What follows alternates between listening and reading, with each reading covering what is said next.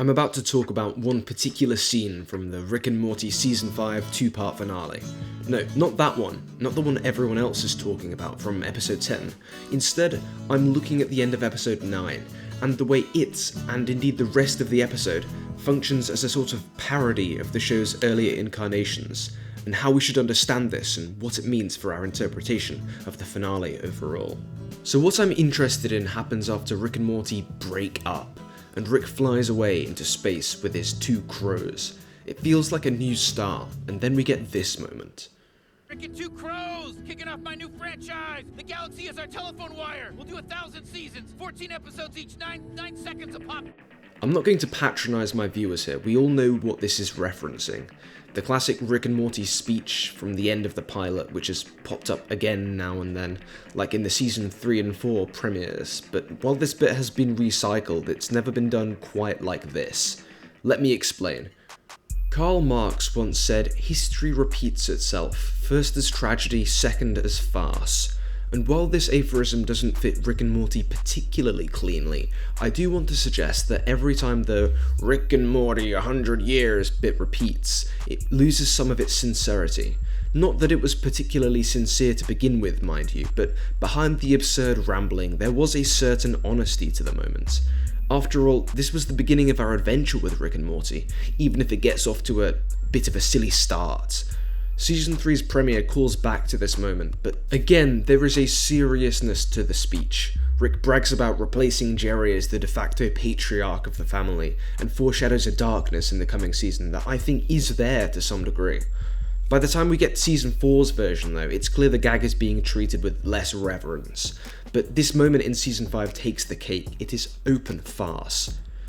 This recurring joke, the one parodied at the end of episode 9, has always been an affirmation or reaffirmation of Rick and Morty's bond, and now, when this bond is broken, Rick reuses it, seemingly to mark the start of a new chapter where his partner is two crows.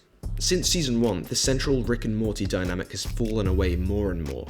By the time we get to season 5, only a few episodes are following the classic pairing of Rick and Morty for the majority of the runtime. But this gag isn't the only reason I feel this episode tries to parody the past. The episode opens on a montage of Morty hopping around dimensions, fixing problems presumably caused by his and Rick's actions previously. This too feels to me like a riff on season 1 and maybe 2, when a common plot structure was a mission to do something or retrieve something from a fabulous sci-fi setting, while often leaving a trail of destruction in their wake. Iterations of this template are visible in The Pilot, Lawnmower Dog, Me Seeks and Destroys, Ricksky Business, Morty Night Run, and others besides.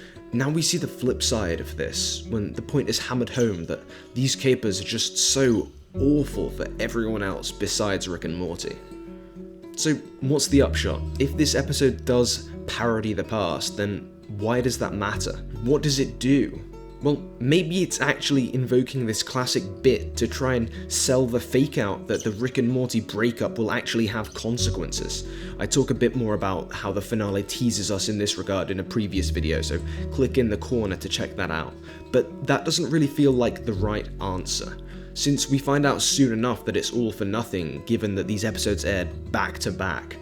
But what if they weren't meant to air back to back? This is a theory I saw on Reddit a while back, so credit to Reddit user Opiate Lifter. He points out how well episode 9 works as a finale, and a couple of lines from episode 10 that would maybe fit better with the episode if it were a season opener. The idea is that episode 10 was originally going to be the first episode of the 6th season, but they decided against this and moved it back. Just think about how much more weight episode 9 would have had if it had ended the season, and how much more this moment parodying the show's start would have resonated if it did mark a real restart for Rick that lasted until the next season. I found some more evidence for this myself, even if it's a little shaky. Jeff Loveness, who wrote this episode, tweeted that he came back to write the finale. Came back, even though he had worked on stuff in season 5. To me, this phrasing makes more sense if the episode was written, well, later, perhaps during the season 6 process. Look, I know that's a reach, and I'm not sure I buy this theory myself, but I think that the fact that the writers chose to bring back the Rick and Morty 100 years bit in a farcical fashion is evidence at least that they wanted this episode and this finale to feel like an inversion of the show's earlier self. Maybe this theory is right, and originally destroying the classic duo's partnership for a season break was intended to be the payoff. But maybe it's wrong, and if so, there is another way to look at this use of parody. See, I like to think of Rick and Morty's seasons as somewhat distinct, thematically speaking. I might discuss this idea in more detail at some point in the future, but for example, Season 1 is obviously the show's beginning, and it's the season where the writers are finding the show's feet. Season 2 is something of a golden age. The show has figured out what works and what doesn't, and it doubles down on the good stuff. Season 3 is the show's experimental phase, trying out different character pairings and developing some of the serialized plots which would become long-running things the show would be known for. I haven't really figured out how Season 4 fits into this yet, to be honest, but I think Season 5, in its best moments, is the show growing up. Think Mr. Poopy Butthole's ending monologue. Season 5 has had enough of the classic series nihilism and don't think about it. No, think about it, says Season 5. Friends matter, family matters. We've stopped taking for granted the cycles of abuse in Rick and Morty's relationship, and the whole citadel/central finite curve stuff shows that there are forces of sincerity and idealism in the show's universe, or universes, that aren't content with the doctrines of interdimensional apathy and indifference preached by the infinite Rick. It's not that simple, of course, and I'm overgeneralizing, but this is more or less my understanding of the overall trajectory of the series as it stands currently. In this context, where do we stand with the Crow thing? Well, maybe parodying the past in this way is meant to reaffirm the thematic steps the Season 5 finale is trying to take away from the apathetic nihilism of the show's earlier years. Sort of like finding an old picture of your edgelord teenage years and taking the piss out of it. Not everyone has the sophistication or the intelligence to catch these details, of course. Rick and Morty isn't a simple show, and you have to have a ludicrously high IQ to understand it at all. I've spoken to some of my less intellectually gifted friends who have tried to watch some episodes of the show, and to them it's just static and white noise, but I hope this video has helped some other high IQ philosophical connoisseurs to appreciate the cavernous depth of this show a little more.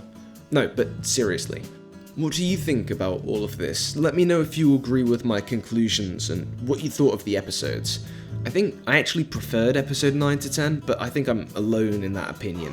But as always, thanks for watching, and give this video a like if you want to see more Rick and Morty content. See you soon.